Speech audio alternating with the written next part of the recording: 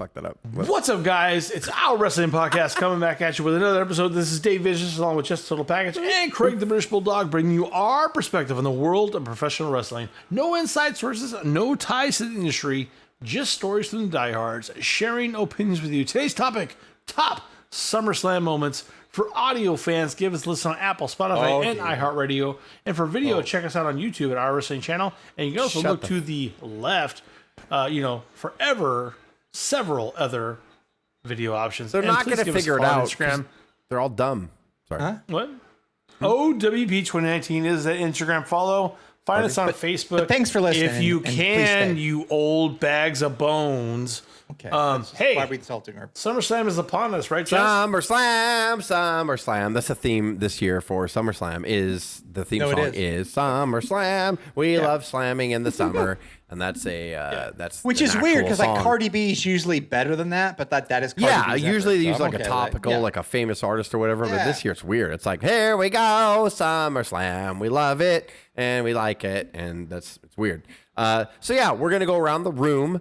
Clean your room. We're going to go around the room and freeform, and we're going to offer our favorite SummerSlam moments. It could be a match or a moment, by the way. A match or a moment. And we're just going to go around the room. We're going to Did you say match and a moment? Did you say match and a moment? Or a moment. So one of your offerings could be a moment. And then you don't talk and then let us go. And then on the next round, you could be like, oh, I got a match I want to put in there. So SummerSlam's greatest matches and moments. Here we go. I think I've changed the title 8 times since Dave just did the introduction. Favorite SummerSlam matches and moments. It's all good. We're going to go around the room. So, Craig, would you like to start us out? Yeah. Favorite SummerSlam matches and or moments, Craig. Or. You said or. I did. I just threw that in there it's for this one. Or is very important. I don't know what I'm doing. I don't know what I'm doing. A moment which Craig became a man. Moment. There's so much. You're talking 30, how many? 40, whatever years of SummerSlam. 85 right? So years of SummerSlam. I chose moments that were affected me personally. And the first one, I became a man, was Elizabeth in her teeny weeny bikini in 1988. Oh, and her bloomers. It was Mega Powers. It was like she threw off her bikini and threw it and then it was amazing for back then, young children. It wasn't skin. It wasn't divas. No, that's the thing. It was the only thing that we had back then. How far have we fallen, or how far have we come? Where women's bikinis now are just no cloth at all. But back then, Elizabeth in a full-butted underwear. That's what it was. It was like red underwear. Just full-butted. There was nothing to see, and people lost their goddamn minds. Like, that was so fucking crazy. God, take me back, right? And then also became the impetus for WrestleMania 5. Savage lifts. Hogan pushes the butt. Was that the one with the, or is it different? It was with the teeny weeny bikini. So all these long-term storytelling. But all I remember is, as a child, it was. We were the only children to have Miss Elizabeth in that white wedding dress, like as a poster next to like Hogan and Jake the Snake and like whatever. So this became a man. SummerSlam '88. He's up on the apron and Virgil as well. Everybody's on the apron. In the meantime, Jesse has stopped the count. There's no longer a count going on, Gorilla Monsoon. Oh, look at that. What is this? She took off her dress. She took off her skirt, Gorilla Monsoon. Elizabeth has shocked everybody. Look at Jesse. He doesn't know what to do. I don't believe my eyes. Look at the $1 million man. He doesn't know what to do. You don't know what to do. Yes. Dave, do you have an offering, or is that what we're doing? Yeah, I got one for you. I'm just gonna label it as like what? No ECW here.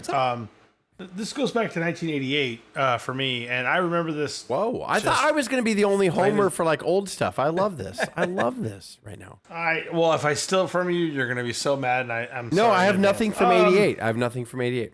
Okay, good, because these are the Rude trunks, and y'all know what I'm talking about. So, Ravishing Rick Rude was involved in a major rivalry with Jake the Snake Roberts in the first SummerSlam in 1988. And he was he was going against the Junkyard Dog, but when he went up against the Junkyard Dog, instead of having that, you know how Rick Rude would always have specially made. Yeah, like the spray painted. Trunks. The They graphic, weren't trunks, they were pants. They were trunks and with graphic put on them. And he took off the trunks, and it was a portrait of Jake the Snake's actual wife. Yes, which really came really close to home. I don't mean to cut you off, but I want to illustrate this. So please. He used to always custom his tights to his opponent. So he came in with the Junkyard Dog with like a black eye 100%. And all that shit on his tights or whatever. But leading up to it, he had tried to pick up on Cheryl Roberts in the crowd, not knowing it was Jake's wife, and then that's where the feud started with Jake and Rude. So Jake started Rude started wearing Cheryl on his tights, and Jake said, every time you wear that, I'm going to come and I'm going to rip them off you. And so he wrestles the entire match with these tights with the Junkyard Dog on it. He gets to the end of the match. He climbs the rope to do a move on the Junkyard Dog, and he rips his tights off to reveal Cheryl Roberts. And then he jumps onto Junkyard Dog and does it and does a swivel, and Jake comes running out so goddamn fast. And one of the best sequences I've seen, he punches Rude so fast and clotheslines Rude over the top. And Rude has pants around his ankles with Cheryl Roberts on the upper tights and falls over. And it's fucking beautiful. It's a great fucking moment and great timing on top of it. It's really good. As Rude goes up to the top, it's a long way down from there. The dog can move. He better move if he has anything. Oh, look at this. Is that Cheryl Roberts' face, brother? Certainly is. Oh, man, that's disgraceful. Oh, look at this. Jake the Snake out of nowhere. And this place has gone bananas. That's a good offering. Lovely. Wow. Yeah. I thought you guys were going to be cocksucks and steal my shit. So maybe I'm going to flip the script on you. And I'm going to steal it's probably low hanging fruit, right? So I'm just going to get it out of the way. There's no way you're not going to steal one of the ones that we all have. Yeah. So I'm going to get this out of the way. It's SummerSlam 2022. It's when Brock Lesnar drove the goddamn tractor down to the ring and picked it up, or like there was the forklift or whatever. That's a good one. I didn't have it. I'm going to steal it because Fuck you. You know, I remember. That was one of my 5. I know it was. That was one of my 5. No, I know it was. And the reason why I said that, Craig, is because you and I, we talked after that SummerSlam, and it was right after Vince got dismissed. So it was like Triple H's kind of first SummerSlam that he was really in control. And Craig texted me. He's like, I've never seen anything like that before. And we've been watching wrestling for a long time. And son of a bitch. We saw the Zamboni, we saw all that stuff, but Brock Lesnar, it was a tractor, right? Yes, it was like a case IH, whatever. Yeah. Yeah, and when he came down, he hits the fucking ring and it folds up or whatever, and Lesnar goes tumbling down, and it was a last man standing match, which was excellent on top of all Ref takes a great bump from the top. Roman takes a lesser bump down the thing. It was fantastic. Not even that. The thing that's fascinating about it in my mind, and Jess, you talked about this when we went live, because it wasn't that long ago. We've been doing this since 2019, so we talked about this on an unscripted episode. Oh, I'm sorry. Brock literally grabs that tractor, brings it up, and has a hard time. He's lifting the ring up to get Roman to fly out of the ring, and he doesn't quite have it. And Brock literally, under patience, because he's a farm guy, he literally has his own farm, he's raising stock, whatever. He backs up, readjusts, puts it back under, gets the right lift, and lifts the ring again because he has the patience. Congrats to the stunt team. Dangerous as fuck. If you move the full ring 5 feet either way, people would die. So it's it was just so perfectly done. Yes. So okay, it's like Vince McMahon has and now you only have 3 choices left, and I got that out of the way. So Craig, round 2. What is your next offering for favorite SummerSlam match or moment I hope this takes one of yours, Jess. Mine is Brett Miller in a cage, 1994. It does not. So fuck you, huh? How about that? Oh! But that's a great. I take that. That is a great offering. Talk about it. One of the first 5-star matches from Dave Meltzer, if you give a shit, in WWF for years. He had not given them a 5-star match. Owen and Brett cage match, SummerSlam '94, 5-star match. They could not bleed. They were told a little bit before the match too that, oh, by the way, you can't bleed in a cage. So they came up with all these innovative and again. Listen, why are we doubting Brett ever? I mean, I'm not saying we are, but why is anybody doubting Brett? Every time Brett got put up against something or whatever, they figured out a way out of it. And Brett and Owen were so genius that they started doing that leapfrog spot where they were both trying to climb out of the cage, but they would leapfrog over each other. They invented spots like to compensate for we can't amazing. bleed, so let's do these cool dynamic stunts in this cage. Yeah. It's great. And we don't have a great track record of brother versus brother 5-star matches. Right. Arn and Ole weren't brothers, doesn't matter. Scott and Rick Steiner, Matt and Jeff, didn't really happen. Like Owen and Brett, they're the best. they of just went and just had a way. They just went at each other, and it culminated in this SummerSlam. It was fantastic. Craig, you really felt that they really had disdain. Like, and it's probably there's some definite realism there. Right? Oh yeah. And then they just know enough, and just I guess they're just born into, like, I think their second day they were stretched in the dungeon, like before getting Mother's Teat, they just got stretched. Yeah, and I can see Stu going, "You're my first favorite till Owen overtakes you." It's just in their blood. But that is mine. Awful. That's fantastic. Yeah. David, round 2. What's all right. If you guys aren't gonna drop it, I'm gonna drop it, and it's gonna steal it from all of you. At least a few of us saw this live in 2014. Jess, you're going to be so mad. I'm so glad you're saying this stuff because I did not write any of this stuff down and I should have, but this is wonderful. I hate you. I know what you're going to say right now. Yeah, you already know. It's 2014. You already know. And how is Brock Lesnar? He's slowly dominating this list. I think you're so smart. Brock Lesnar does dominate SummerSlam. Just look it up. I mean, I don't know how else to say it, but Brock Lesnar. No, I'm not so only beat John right Cena, now. I have another offering. I have another offering from Lesnar on my list. So the fact is that it's not that, but he's dominating SummerSlam. Go ahead. But he dominates SummerSlam. He just does. If you look at the records, he does. He squashes Cena like a prelim. Cena in the Staples Center, making him look like a prelim.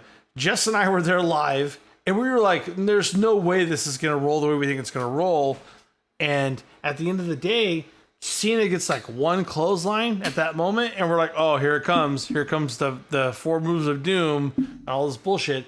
And it never happened. And Brock dominated him for about, I want to say, like 14 minutes and pins him and just destroys him. Oh my God, with Cena up top, Brock Lesnar going for an F5 to Cena for the championship. Lesnar with the cover. Lesnar has won the WWE World title in convincing fashion.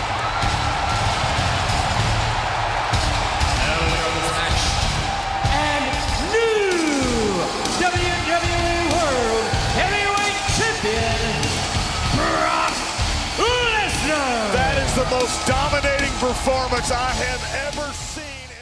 And in hindsight, you hear Cena talk about it like a decade later on a podcast, and Brock comes up to Cena and says, "Hey, me and Austin were talking about how I just totally dominate you at SummerSlam." And Cena's like, "Yeah, that makes sense." Because what happened is Brock actually broke Undertaker's streak at WrestleMania. And in Cena's mind, it's not my night, kid. And he goes, if we do a 50-50 match, we waste that break of the streak. We waste all of that. So Cena's like, no, that sounds like a good idea. You're on a major streak. You beat The Undertaker at WrestleMania. Nobody was able to do that. You should destroy me. It should go that way. It's not my night. I got to put you over. And Cena was cool enough to be like, "You're gonna wreck me at SummerSlam." It was great. It was amazing. Did that lead to the US? It's incredible. Did that lead to the US Open Challenge or no? Like, what did that lead to? No, that for was Cena? Why would Cena 2014, agree to that? 2014 WrestleMania 30. It did, yes. So after that, it didn't lead to the Open Challenge, but after that, yes. Like, so WrestleMania 31 when he beat Rusev for the US title, that was 2015. 2014 was after the Daniel Bryan WrestleMania. So that SummerSlam happened after that, and then Lesnar beat Cena. And then because, we all know that Daniel Bryan had to give up the title after WrestleMania 30. So yes, Craig, it was between that. It didn't lead to that, but I mean, it was, the U.S. Challenge was after Cena lost. It was after. Lesnar. I'm wondering, like, Cena, congrats to him, like, known as kind of a barrier, but he literally got buried by Brock to save the momentum of breaking the streak. Just so we could bury Rusev. That was it, really. Like, there was no, like, big comeback plan or something for Cena. It was just like, I'm going to continue. He lost to Brock, and then Brock went on that tear. For a while. That fucking monster tear, yeah. Right. I just find that interesting. 100%. I'm just thinking, like, no, that's really good. Brock way over. 40 chess of, Way over. I am going to, I don't know why I'm doing this, but Dave is going to be super excited. So one of my early memories of SummerSlam, you guys went back to 88, and I was not fucking ready for that. But I feel like I know where you're going. I'm going to go back to SummerSlam 1990. The opening match, as a fan, how old was I in 1990? I was 1 year old. I don't know. I don't remember. But in 1990, I was fucking in elementary school. Maybe I was in junior high. I don't remember in 1990. I think I was in junior high. I'd call you 11. I'd call you 11. I was junior high. I was 7th or 8th grade. Yeah, somewhere around that. Yeah. And so no, you were 13. I got the pay-per-view SummerSlam 1990. I got the pay-per-view SummerSlam 1990. The opening match was the Rockers against Power and Glory, and Power and Glory just had formed before that. It was this odd pairing of Hercules and Paul Roma. And Shawn Michaels, which I did not know at the time, had hurt his knee. And so he needed to be taken off the road to rehab the knee and all that stuff. So they did this thing where they opened it up or whatever, and you had Power and Glory coming down to the ring, and they had the Rockers coming down. And right when Shawn got on the apron, Hercules had his chain wrapped around his hand and fucking punches Shawn Michaels on the knee. And the entire match, Marty Jannetty had to wrestle both guys, both Paul Roma, but they dominated so much, and they were in Philadelphia, and the crowd starts to turn and starts to cheer Paul Roma and Hercules super loud. Like, I mean, there was still boos because this is a WWF crowd in 1990, so there was always that kid factor. But I mean, like, it was, and I watched this whole match where just the Rockers got decimated, and then they did their fucking Power and Glory, the superplex off the top rope, and then the splash, and then they pinned Jannetty fair with the foot on the chest, and like the crowd popped in a heel way, and I was like, oh my God, like I'd never seen that as something that young. It actually, we've talked about Power and Glory before. It ended up to their demise because as a heel, you do not get cheered. And like you're not supposed to get over, right? They were cool and everything, but I will never forget that opening match with Piper on commentary and Vince. And like Piper was just like, dude, these guys are like fucking the Rockers up, basically. And like when they pinned them clean or whatever, and just Shawn Michaels the entire time, because he had a legit bad knee in real life, he didn't even get in the ring. And like they just beat the shit out of him on the outside. And Hercules would take time when Michaels would try to climb up on the apron, he would jump on the outside and punch him in the knee again and like throws him down. And and Jannetty tried, they did hope spots where Jannetty would fucking try to come back, and then Power and Glory, nope. Yeah, he would come back.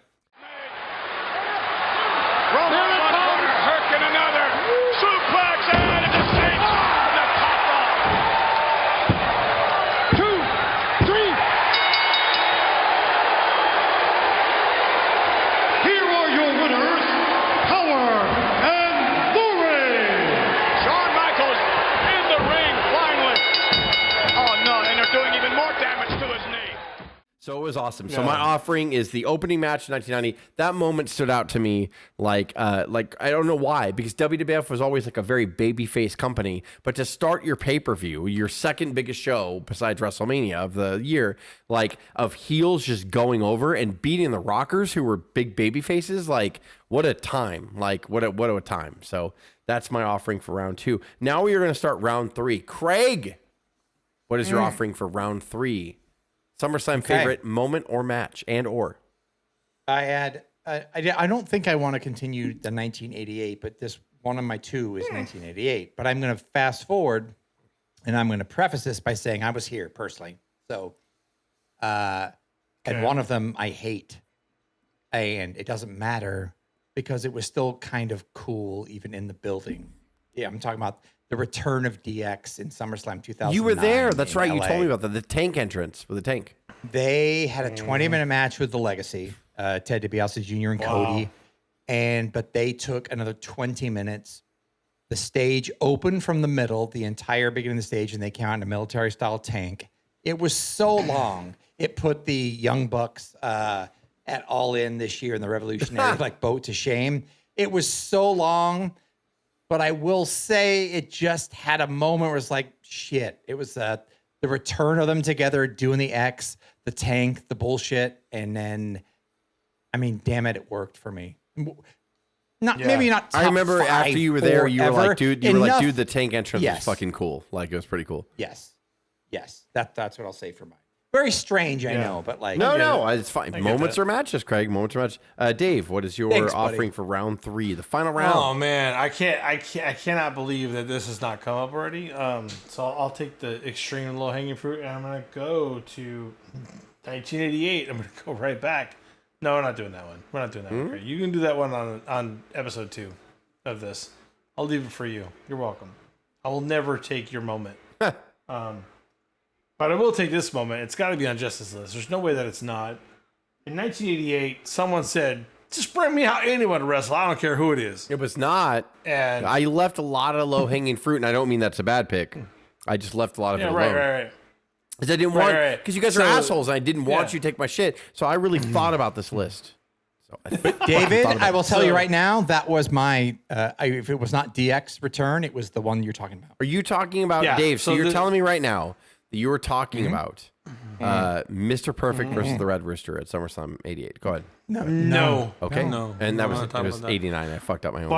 But I am talking about the Honky Tonk Ken Man Patera losing and at the moment. Oh, shit. Sorry. No. Okay, He just said it. sorry. It was Warrior. The Honky Tonk Man at the moment losing the longest reigning IC title run at that moment. No, did you say something in a again? span of I think it was 31 seconds, because apparently somebody was injured and the Honky Tonk Man had no one to wrestle. So he goes out like, "Who are we wrestling?" It's a surprise wrestler, and literally the Ultimate Warrior comes down and the crowd fucking explodes. Goes banana. It's not even fair. So Honky Tonk could be argued as like the longest reigning He was champion until of, Gunther like, beat him.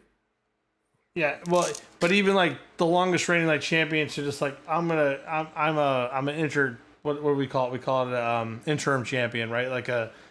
Honky Tonk had the title because of all the stigma with Ricky Steamboat, and Vince had to put it on somebody because Ricky was having a baby and it was taking time off.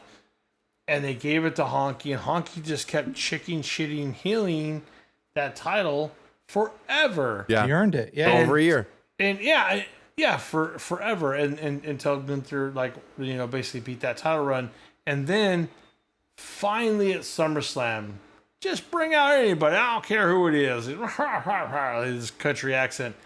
When they're like that, and everyone just loses their mind. And literally, the Ultimate Warrior, I think, pinned him in like 31 or 32 seconds.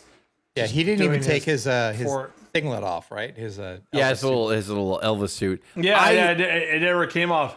Yeah, I think this is. And by the way, like to this day, I think this is still the quintessential SummerSlam moment. The title definitely up for grabs here. Oh, we could get a new champion right now, Gorilla Monsoon.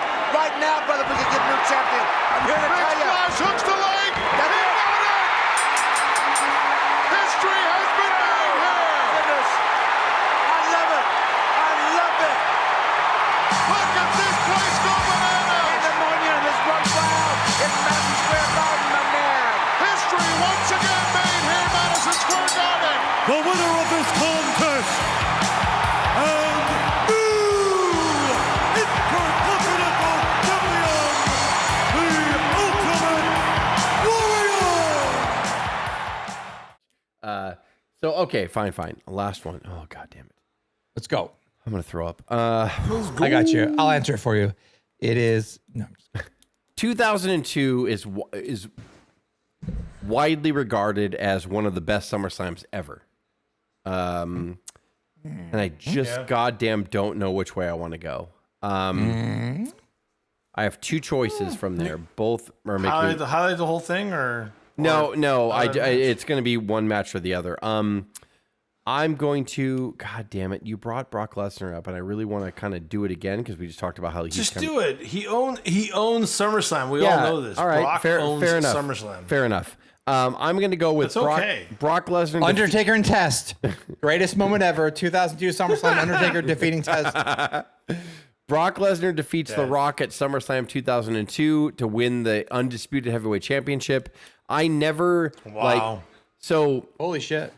When we watched this, Brock Lesnar is being pushed to the moon at this point.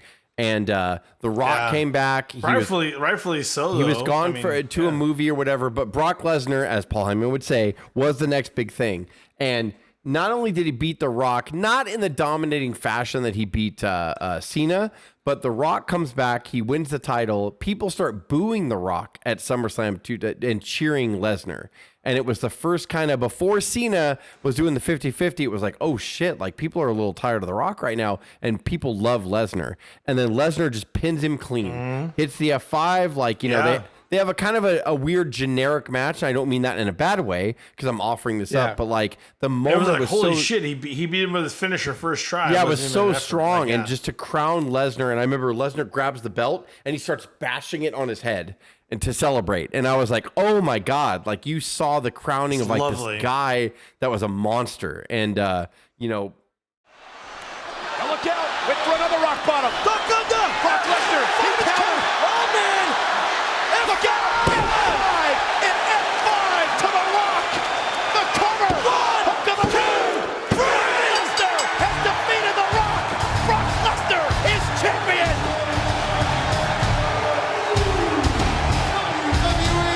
Undisputed champion, the next big thing, Brock Lesnar. And F5 from Brock Lesnar. That's my third offering is SummerSlam 2002. Brock Lesnar defeats The Rock for the undisputed heavyweight championship. People forget that Brock Lesnar had that How career. many Brocks did we have in the list? Well, we had quite a few Brocks. Yeah, it was three of the 9. I have another 9 one, at least. Yeah, I have another one of Brock as well. I just didn't 30%. say it. So like, yeah, there's Brock Lesnar is. We got part 2s and 3s on this. Yeah. So yeah, Mr. SummerSlam. That was my third round. Yeah, he might be Mr. SummerSlam. Brock Lesnar defeats The Rock. That's it. We're gonna see you next year for part 2 probably, and that's it, man. Like, so, great job. Good job. Yeah, no, it's good stuff, man. I mean, at the end of the day, Brock Lesnar owns SummerSlam. We all admit it. This is not the last installment of SummerSlam moments. I think it's a good topic, Jess. Freeform had a lot of fun with this. I know. There's so many more moments that we can talk about. It was good. That's a good call, buddy. That's why you're in charge. You know. Thank you. Why you're the man. For audio fans, you can give us a listen to Apple, Spotify, and iHeartRadio. Watch our videos on YouTube at our Wrestling channel. And you can give us a follow on Instagram. But Jess will punch you in the nose if you do it, or just flip you off. It's all good. You know. For the O.W.P, this is Jess, Dave, and Craig signing off. Have yourself a good one.